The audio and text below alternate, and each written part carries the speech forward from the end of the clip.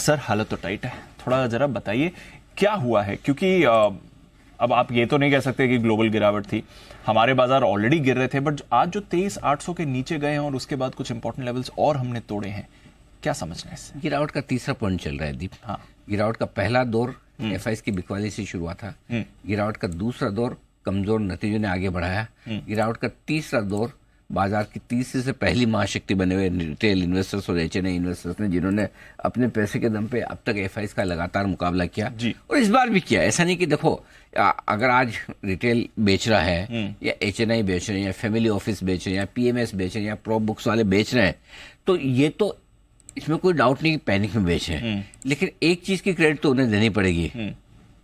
क्या? देखो अब हार रहे हैं लेकिन लड़के हारे मैदान छोड़ के नहीं भागे, है ना। एक तो ये था कि पहले ही मैदान छोड़ के भागे थे, जाने दो यार, एफआई ने आज बेचना शुरू किया, कल ही निकल जाए, क्योंकि अब तक का अनुभव ये रहा कि लड़के जीते हैं और इस बार भी फाइट पूरी दी है।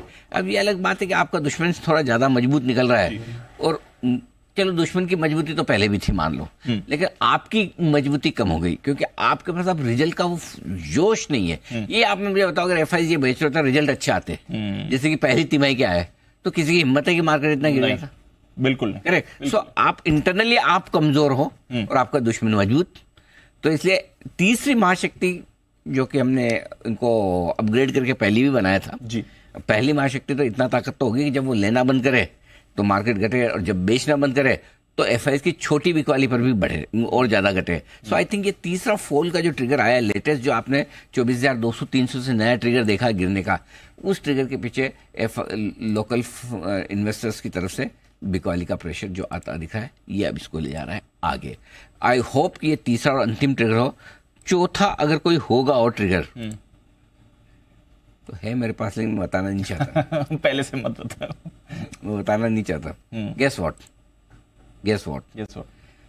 अगर चौथा ट्रिगर इनके बाद अगर कोई एक आया जो बाजार को गिरा सकता है और आगे, वो अमेरिका होगा। अमेरिका में एक तरफा तेजी के बाद अमेरिका में ट्रम्प रैली हो गई, ब्याज दरों की कटौती हो गई, सब कुछ बढ़िया, क्या पता है, सब अच्छी खबरों पे अमेरिका टॉप है। मैं नहीं बोल रहा कि बनाया, अभी तक मुझे नहीं लग रहा, लेकिन मैं और आप लगने वाले कौन होते हैं? अगर चौथा ट्रिगर आएगा तो ग्लोबल होगा, बस इससे ज़्यादा नहीं आएगा। सो आपको उम्मीद करें कि तीसरे ट्रिगर पे ही हमारा फॉल रुक जाए, और वो तीसरे ट्रिगर पे यही 23,500-700 पे रुकता है, 23,100-200 के आसपास रुकता है, या 22,000 के आसपास रुकता है, वो देखने वाली बात है। बट ये चार ट्रिगर में से तीसरे ट्रिगर पे तो हम चल रहे हैं। अब चारों के चारों मोबिलाइज करेंगे, 3 से ही तो काम चल जाएगा, इससे ज़्यादा नहीं घटेंगे, ये वक्त बताएगा। और इसलिए मैं आपको याद है, मैं आपको बोल भी रहा था कि मैं कुछ अच्छी सी रिसर्च करके आपको बताऊंगा अभी। करेक्ट कि क्या आगे, तो वो सुबह मेरी हिम्मत नहीं हुई देने की आपको, अभी बात में निकल गया तो मैंने बोल दिया चौथा ट्रिगर आपको ग्लोबल पे ध्यान रखना है। और क्यों रखना है वो भी दीप समझिए। 5 दिनों से आपके अमेरिका मजबूत, कल पहले संकेत कमजोरी का है, लेकिन अमेरिका के अलावा बाकी सब कमजोर होना शुरू हो चुके हैं। अमेरिका छोड़ दो, लोगों को लग रहा है हम घट रहे हैं, आप बाकी सारे बाजार देखो, ट्रंप की जीत से कोई बाजार नहीं भाग रहा अमेरिका को छोड़ के। यस सर, कोई नहीं भागा। करेक्ट। हम नहीं भाग रहे ऐसा नहीं है, हमारी अपनी समस्या है, लेकिन अमेरिका के अलावा कोई नहीं भाग रहा। ये तो सबको ये पता कि सब हर मार्केट हर देश ये मान के चलेगा अमेरिका को लोकल प्रेसिडेंट उनका मिला है, हमारा नहीं। हमें खुश होने की जरूरत नहीं है, और जो मिला वो भी अमेरिका को आगे बढ़ाएगा, हमें नहीं। Yes sir. Correct. Yes sir. ये है, ये अगला बड़ा पॉइंट ये होगा ग्लोबल, यानी कि स्पेशली अमेरिका ज्यादा खराब ना हो, क्योंकि अमेरिका अच्छा था तो भी बाकी खराब हो रहे थे, और अगर अमेरिका खराब हो गया तो ग्लोबल मार्केट में समस्याएं बढ़ सकती है। ये अगला बड़ा ट्रिगर है जिस पे आपको फोकस करना है। ठीक है, चलिए आशा करते हैं कि वहां तक आई नहीं सिचुएशन, बट स्टॉक्स पर पूरा फोकस। उससे पहले एक बार जरा बाजार पर बता दें, क्योंकि अब जो 23,800 आ गया है, बैंक निफ्टी भी लेवल्स तोड़ रहा है, अगले इंपॉर्टेंट लेवल्स और डायरेक्शन आपको कैसी दिखती है सर?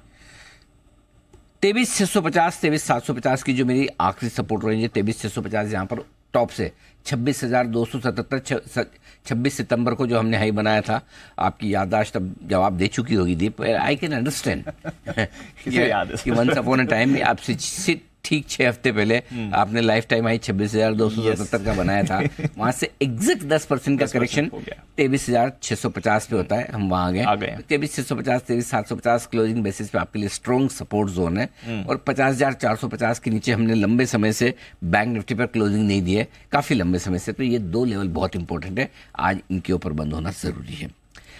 दिक्कत अब जो है नई वाली, मिड कैप स्मॉल कैप शेयरों की तेज गिरावट की है, इससे इन्वेस्टर परेशान है। अब तक बैंक निफ्टी मजबूत था, HDFC बैंक नंबर्स के बाद घटा नहीं, ICICI बैंक अच्छे नंबर्स, SBI बढ़िया फर्स्ट क्लास, लेकिन इतने दिनों से मजबूत। जब क्या होता है कि जब कमजोरी जोर से बढ़ती है ना, तब वो घटते हैं जिनसे आप उम्मीद नहीं करते हैं। पहले रिलायंस ने बाजार को तोड़ा, फिर लीवर ब्रिटानिया टाइप FMCG आ गए, फिर ऑटो में हिंडई के लिस्टिंग के वक्त और उसके बाद ऑटो ने गिरावट दी। अब बचा कुछ आखिरी एकमात्र सबसे बढ़िया इंडेक्स जो बैंक निफ्टी दिख रहा था पिछले 2 दिनों में, इसने भी दम तोड़ दिया।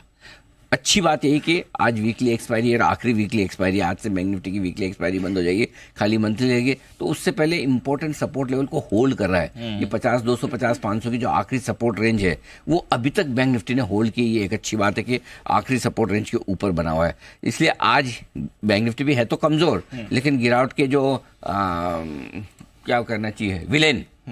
हाँ, मैं उस वक्त शब्द ढूंढ रहा था, मुझे याद नहीं आया। जब मैं बोलता था कि गिरावट के जिम्मेदार, और मुझे बोला कल्प्रिट नहीं, कल्प्रिट और जिम्मेदार is not right word, sorry, villain.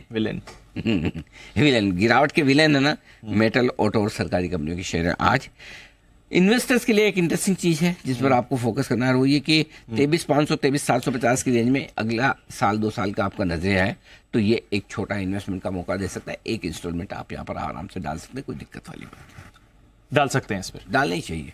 यहाँ पर देखो, खराब खबरें, खराब माहौल और खराब भाव, मतलब भाव अच्छे कह सकते हैं निवेश के लिहाज से, वैसे खराब, ये सब चीजों का कॉम्बिनेशन कभी कभी मिलता है। अब खराब चीज क्या और ज्यादा खराब हो सकती है, हो सके वैल्यू बाय क्या और डीप वैल्यू बाय हो सकती है, बिल्कुल हो सकती है। लेकिन इसलिए साल 2 साल का व्यू अगर लेकर आप रखेंगे तो बेहतर होगा।